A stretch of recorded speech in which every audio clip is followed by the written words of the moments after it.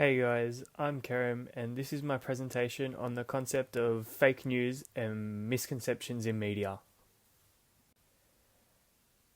Fake news and misinformation in the media is something that is definitely not unheard of. The idea of fake news is simply based on creating false and misleading information and portraying it as news, often in the attempt to damage reputation, increase revenue, or create fear to individuals.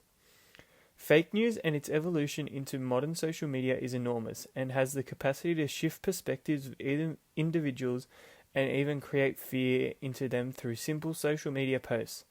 Defined through media coverage, fake news refers to viral posts based on fictitious accounts or posts made to look like news. With COVID being a consistently relevant topic, we are seeing new and outrageous claims in relation to the virus as a whole and the development of fake news, whether it is the news reporting on it or if it is a result of celebrities creating fear and disturbing the community due to their large platform and reach, suggesting this is easily achievable. Currently trending on Twitter, we are seeing Nicki Minaj claiming that COVID-19 vaccine causes infertility and affects pregnancies. Obviously, immediately debunked by doctors and actual professionals who specialize in the fields rather than musicians who probably have no idea of immunology and COVID at large. This incident had Twitter blowing up as pregnant mothers and aspiring mothers who had the vaccine were in a amount of fear as they believed this fake news and thought it would actually affect their unborn babies and ability to conceive. Reassured by professionals in an article written by large media business The Insider, they posted saying the Pfizer and Moderna COVID vaccines are safe for pregnant women and their unborn children.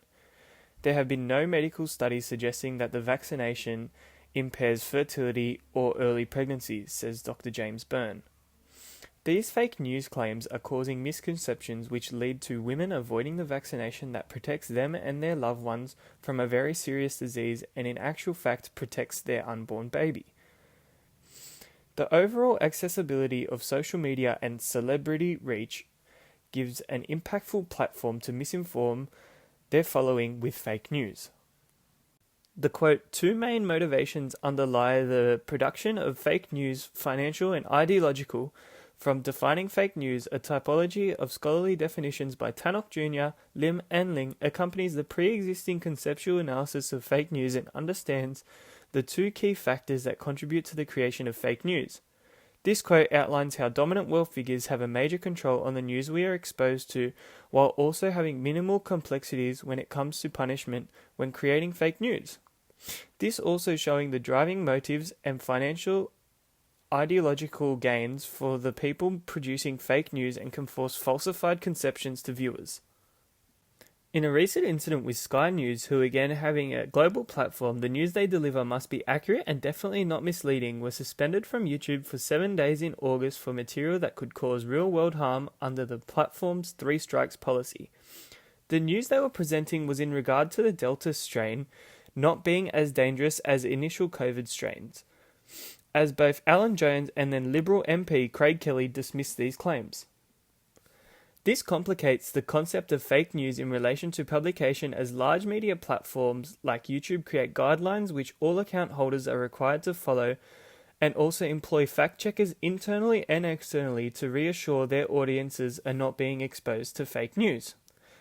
The limitation of exposure to fake news surrounding COVID-19 can be visualized through the constant fact-checking of news produced in order to maintain legitimacy, to ensure the public is being informed of correct facts rather than striking fear through exposure of fake news.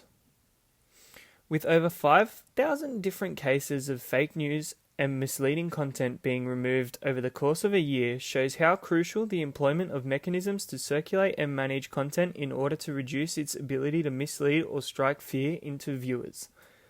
With confirmation that Sky News items were removed due to their violation of COVID-19 misinformation codes, we can understand that these employed systems are working efficiently. The small snippet posted on YouTube from their news platform was seen to confuse the public, as Sky News, being considered a reliable source for trustworthy information, was creating fake news, misleading their viewers and forcing them to believe falsified conceptions.